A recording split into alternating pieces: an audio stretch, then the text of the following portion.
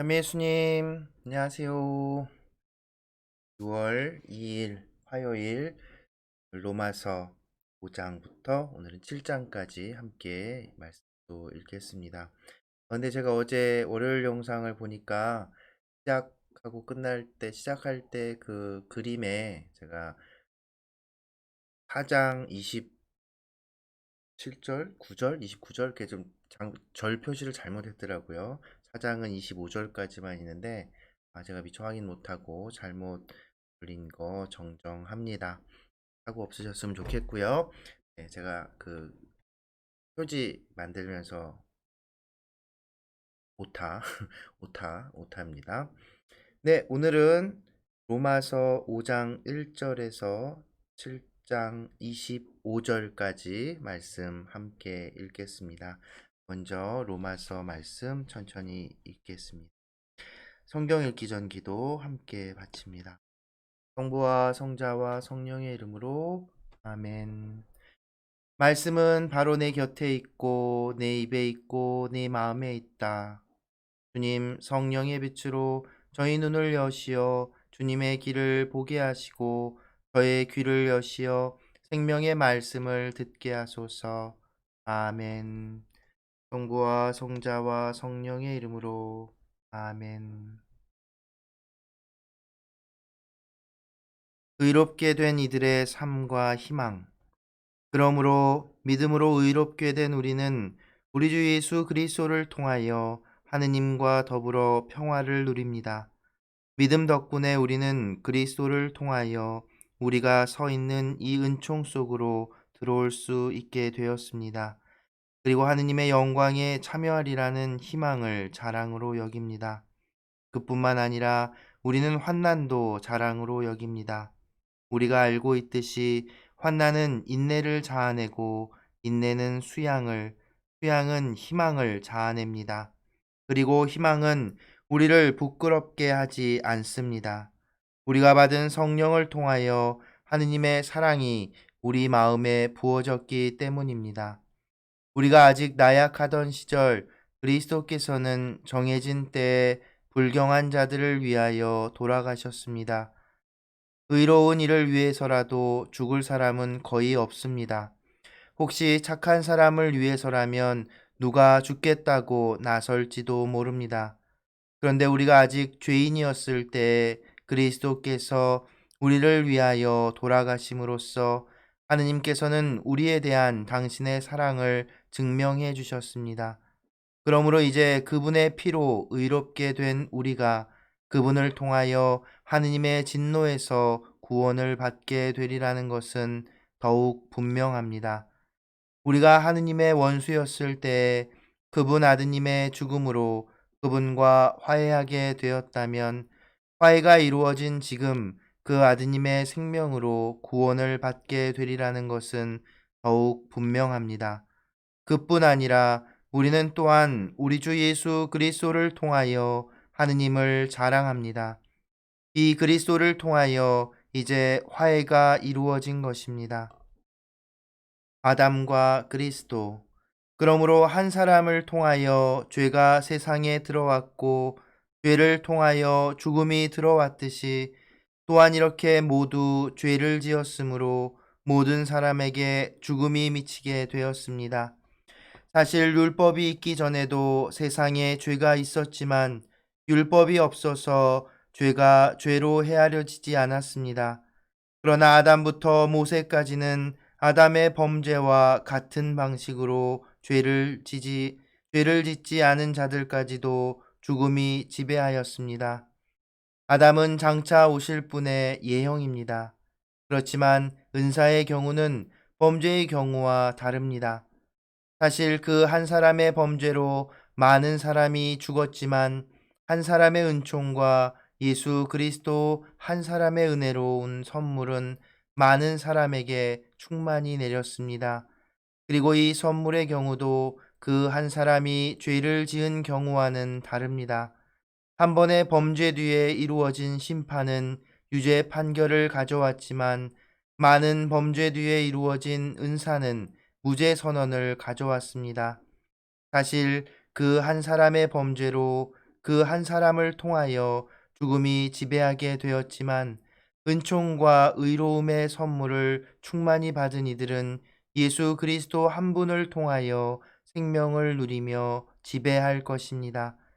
그러므로 한 사람의 범죄로 모든 사람이 유죄 판결을 받았듯이 한 사람의 의로운 행위로 모든 사람이 의롭게 되어 생명을 받습니다. 한 사람의 불순종으로 많은 이가 죄인이 되었듯이 한 사람의 순종으로 많은 이가 의로운 사람이 될 것입니다. 율법이 들어와 범죄가 많아지게 하였습니다. 그러나 죄가 많아진 그곳에 은총이 충만히 내렸습니다. 이는 죄가 죽음으로 지배한 것처럼 은총이 우리 주 예수 그리스도를 통하여 영원한 생명을 가져다 주는 의로움으로 지배하게 하려는 것입니다. 세례로 그리스도와 하나가 된 우리. 그렇다면 우리가 무엇이라고 말해야 합니까? 은총이 많아지도록 우리가 계속 죄 안에 머물러 있어야 합니까? 결코 그렇지 않습니다. 죄에서는 이미 죽은 우리가 어떻게 여전히 죄 안에 살 수 있겠습니까? 그리스도 예수님과 하나 되는 세례를 받은 우리가 모두 그분의 죽음과 하나 되는 세례를 받았다는 사실을 여러분은 모릅니까? 과연 우리는 그분의 죽음과 하나 되는 세례를 통하여 그분과 함께 묻혔습니다. 그리하여 그리스도께서 아버지의 영광을 통하여 죽은 이들 가운데에서 되살아나신 것처럼 우리도 새로운 삶을 살아가게 되었습니다. 사실 우리가 그분처럼 죽어 그분과 결합되었다면 부활 때에도 분명히 그리 될 것입니다. 우리는 압니다. 우리의 옛 인간이 그분과 함께 십자가에 못 박힘으로써 죄의 지배를 받는 몸이 소멸하여 우리가 더 이상 죄의 종노릇을 하지 않게 되었습니다. 죽은 사람은 죄에서 벗어나기 때문입니다. 그래서 우리가 그리스도와 함께 죽었으니 그분과 함께 살리라고 우리는 믿습니다. 우리는 그리스도께서 죽은 이들 가운데에서 되살아나시어 다시는 돌아가시지 않으리라는 것을 압니다. 죽음은 더 이상 그분 위에 군림하지 못합니다. 그분께서 돌아가신 것은 죄와 관련하여 단 한 번 돌아가신 것이고 그분께서 사시는 것은 하느님을 위하여 사시는 것입니다. 이와 같이 여러분 자신도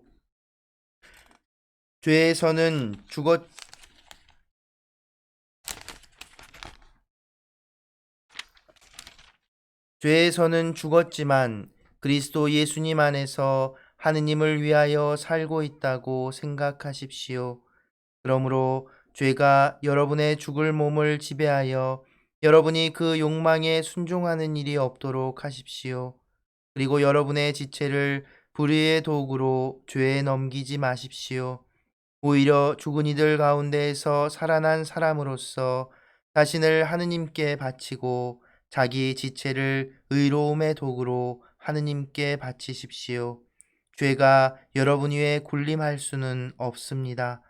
여러분은 율법 아래 있지 않고 은총 아래 있습니다. 그리스도인은 의로움의 종. 그렇다면 우리가 무엇이라고 말해야 합니까?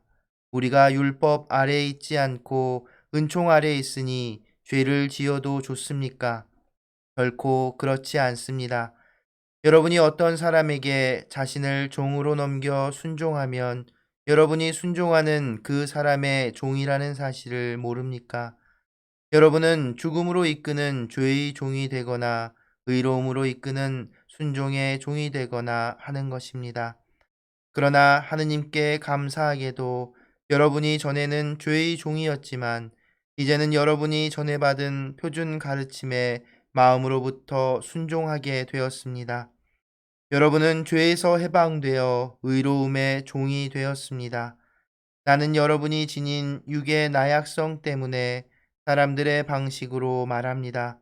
여러분이 전에 자기 지체를 더러움과 불법의 종으로 넘겨 불법에 빠져 있었듯이 이제는 자기 지체를 의로움의 종으로 바쳐 성화에 이르십시오.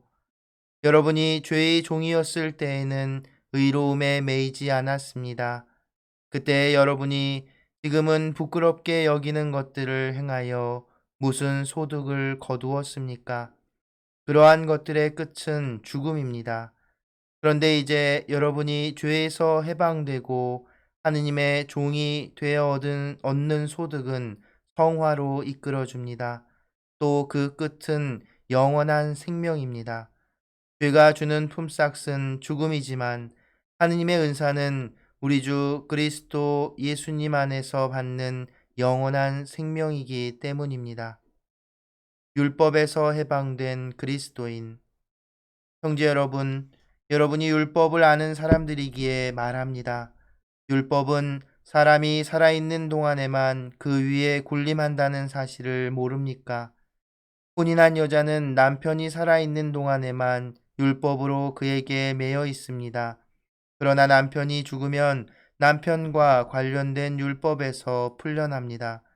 그러므로 남편이 살아있는 동안에 다른 남자에게 몸을 맡기면 간통한 여자라고 불리지만 남편이 죽으면 그 율법에서 자유로워져 다른 남자에게 몸을 맡겨도 간통한 여자가 되지 않습니다. 나의 형제 여러분, 여러분도 이와 같이 그리스도의 몸 덕분에 율법과 관련해서는 죽음으로써 다른 분, 곧 죽은 이들 가운데에서 되살아나신 분의 차지가 되었습니다. 그래서 우리는 하느님을 위한 열매를 맺게 되었습니다. 사실 전에 우리가 육에 갇혀 있을 때에는 율법으로 말미암아 생겨난 죄 많은 여러 욕정이 우리 지체 안에서 작용하여 죽음에 이르는 열매를 맺게 하였습니다.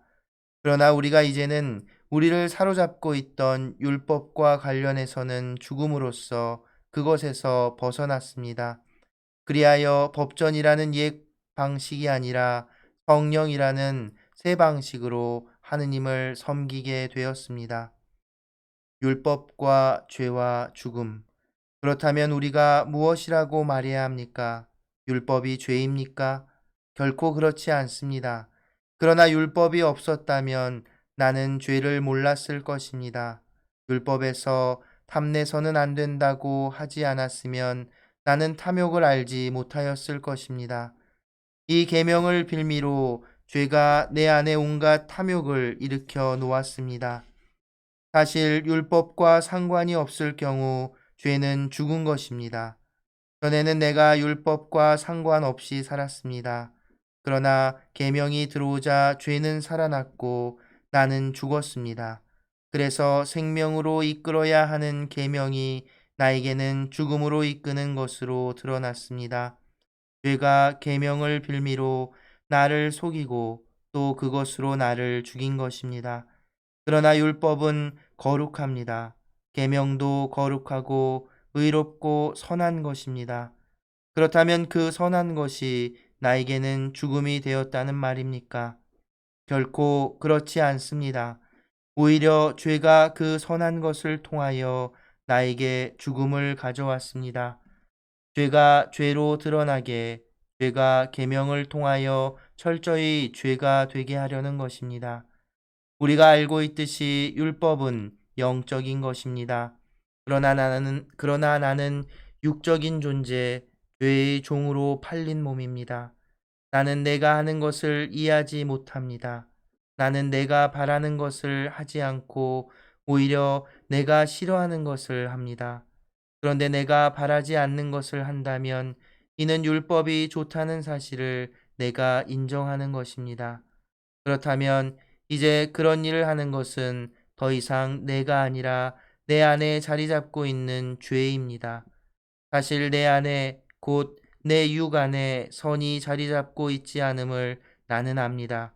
나에게 원의가 있기는 하지만 그 좋은 것을 하지는 못합니다. 선을 바라면서도 하지 못하고 악을 바라지 않으면서도 그것을 하고 맙니다. 그래서 내가 바라지 않는 것을 하면 그 일을 하는 것은 더 이상 내가 아니라 내 안에 자리 잡은 죄입니다. 여기에서 나는 법칙을 발견합니다. 내가 좋은 것을 하기는 바라는데도 악이 바로 내 곁에 있다는 것입니다. 나의 내적 인간은 하느님의 법을 두고 기뻐합니다. 그러나 내 지체 안에는 다른 법이 있어 내 이성의 법과 대결하고 있음을 나는 봅니다. 그 다른 법이 나를 내 지체 안에 있는 죄의 법에 사로잡히게 합니다. 나는 과연 비참한 인간입니다. 누가 이 죽음에 빠진 몸에서 나를 구해줄 수 있습니까? 우리 주 예수 그리스도를 통하여 나를 구해주신 하느님께 감사드립니다. 이렇게 나 자신이 이성으로는 하느님의 법을 섬기지만 육으로는 죄의 법을 섬깁니다. 성부와 성자와 성령의 이름으로 아멘. 말씀은 내 발의 등불이요 나의 길의 빛이옵니다. 주님, 저희가 성경을 생명의 말씀으로 믿고 기도하며 살고 선포하게 하시어 언제나 성령 안에서 평화와 기쁨을 누리게 하소서. 아멘. 성부와 성자와 성령의 이름으로 아멘.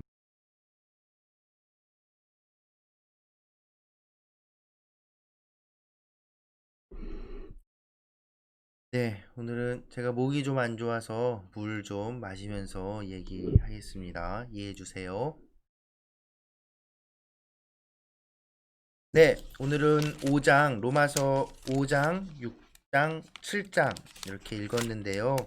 여러 가지 되게 어려운 말처럼 들리셨나요? 혹시?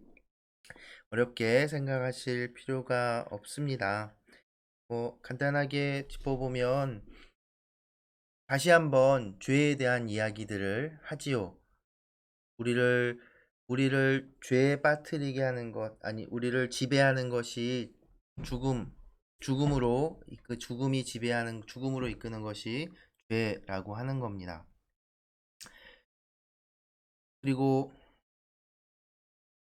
아담을 통해서 죽음이 우리에게 왔고 우리가 죽음의 지배를 받았었지만 예수님께서 죽으심으로써 우리를 위해서 우리 대신 우리의 속량으로 우리의 속죄 제사로 죽으심으로써 우리가 은총을 받고 의롭게 됐다는 그 지점을 다시 한번 강조합니다. 그래서 중요한 것은 로마서에서 바오로 사도가 얘기한 것 중요한 그 대목 바로 우리가 받은 이 은총의 값이라고 해야 될까요? 그것은 예수님의 죽음이라는 겁니다. 간단하게 얘기하면 예수님이 죽음으로써 다리 말해서 대신 죽음으로써 우리 죄의 값을 치러 주셨다는 겁니다.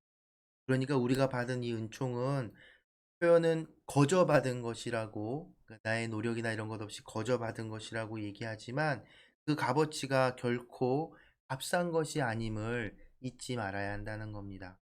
그래서 예수님을 통해서 이 죄를 용서받은 믿게 된 사람들이 세례를 통해서 죄의 용서를 받고 죽음에서 이제 뭐랄까 죽음에서 생명으로 나아간 사람들이 어떻게 다시 죄에 빠지는가 그 얘기를 오늘 하고 있다고 보시면 됩니다. 이 말이 제가 또 좀 꼬였는데 잠시만요.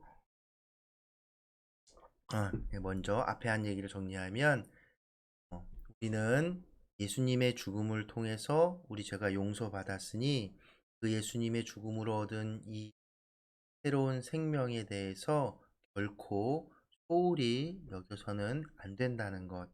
우리가 받은 은총의 값이라고 해야 할까요? 그것이 결코 값어치 없는 것이 아니라는 것을 굉장히 귀한 것이라는 것을 잊지 말아야 합니다. 그리고서는 이제 아담부터 얘기를 하고 이제 죄에 대한 이야기들을 이렇게 쭉 하고 이제 우리가 받은 세례에 대해서 이야기하지요. 우리가 이게 또 굉장히 강렬하게 세례에 대해서 이야기합니다. 우리는 모두 세례를 받았지요. 근데 바로 이 세례를 통해서 우리는 예수님의 죽음에 참여하는 겁니다. 그러니까 우리가 세례받은 것을 우리가 이제는 죽은 것이다라고 표현하는 것이죠. 예수님과 함께. 그래서 세례를 통해서 새로운 인간이 되어지는 것이고 되는 것이라고, 세례를 통해서 우리는 이미 부활을 체험하는 것이라고 이야기하는 겁니다. 그러니까 세례를 통해 우리는 예수님과 함께 죽었으니까 세례를 받고 난 우리는 새로운 사람, 변화된 삶을 살아야 한다고 이야기하고 있지요. 그런데 여러분은 그렇게 하고 계신가요? 이게 참 어렵지요. 그래서 이 뒷부분에서는 또 바오로 사도가 율법에 대한 이야기들을 하면서 또 이제 막 율법과 죄와 죽음 이런 것들을 얘기하면서 자기 고백도 하지요. 재미난 구절이 있는데 7장 21절부터 이렇게 다시 한번 보면, 여기에서 나는 법칙을 발견합니다. 내가 좋은 것을 하기를 바라는데도 악이 바로 내 곁에 있다는 점입니다. 나의 내적 인간은 하나님의 법을 두고 기뻐합니다. 그러나 내 지체 안에 다른 법이 있어 내 이성의 법과 대결하고 있음을 나는 봅니다. 그러니까 바오로 사도도 이제 세례를 통해서 또 예수님에 대한 믿음을 통해서 우리가 은총을 받고, 심지어 죄로부터 죽었다라고 고백을 하고 표현을 하지만, 그렇게 해서 새롭게 태어났는데, 세례를 통해서 새롭게 태어났음에도 불구하고 이 안에 또 다른 무언가가 있다라고 고백을 하죠. 그래서 그것이 자꾸 하느님, 예수 그리스도께서 가르쳐 주신 하느님께 나아가는 걸 방해한다고 고백하는 겁니다. 재밌죠? 우리도 그렇잖아요. 우리도 이미 세례를 받았고 무엇이 하느님의 뜻인지 모르지 않잖아요. 알죠. 알지만 그것대로 살아내고 지켜내고 하는데, 순간순간 이 안에 거꾸로 그렇게 하면 안 되는 걸 알면서도 하려는 그런 충돌들이 분명히 있지요. 그거를 바오로 사도는 이성과 어떤 육적인, 내적인 자기, 이렇게 표현을 하면서 설명을 하고 있습니다. 신기하죠? 그러니까 바오로 사도의 이런 이야기들, 자기 고백들과 이런 것들이 막 어렵고 현학적인 이야기가 아니라, 우리도 세례받고 또 세례를 받은 채로 신앙인으로서 세상에 살아가면서 겪게 되는 고민과 갈등들, 분명히 바오로 사도도 가지고 있었던 겁니다. 성인이고 사도이신 그분께서도 내적인 이런 갈등이 끊임없이 있었음을 우리는 알 수 있지요. 그런데 바오로 사도가 우리가 이제 성인 품에 성인이라 하고 이제 존경하고 모범을 따르고 그분의 이런 편지와 글들, 말씀들을 새겨 듣게 된 이유는 바로 이런 갈등들에도 무엇이 성령께서 나에게 하시는 말씀인가를 분별해내고, 또 그 분별해낸 것들을 지켜나가기 위해서 정말 자기 목숨까지도 내어놓을 정도의 그런 단호함을 보였다는 것이죠. 우리도 그런 모습을 어, 본받을 수 있어야 할 것 같습니다. 우리 삶에 있어서 수많은 선택의 순간들, 분명히 어려운 선택의 순간들이 많이 있을 겁니다. 그럼에도 불구하고 무엇이 하느님 뜻에 더 맞는지 일단 첫 번째 질문할 수고 고민할 수 있어야 하고, 그래서 그것을 통해서 분명 성령께서는 길을 보여주십니다. 그런데 우리가 그 선택을 기꺼이 할 수 있을지, 있어야 한다는 것을 잊지 않았으면 좋겠습니다. 네, 오늘 로마서 또 이렇게 읽게 됐는데요. 여러분, 오늘 하루를 지내면서 겪게 되는 여러 가지 선택의 순간들에 오늘 로마서 기억이 나신다면, 두 갈림길에서 무엇이 성령께서 이끄시는 것인지 한 번 더 돌아볼 수 있는 계기가 되었으면 좋겠습니다. 오늘 하루도 기쁘게 보내시고 내일 뵙겠습니다. 안녕히 계세요.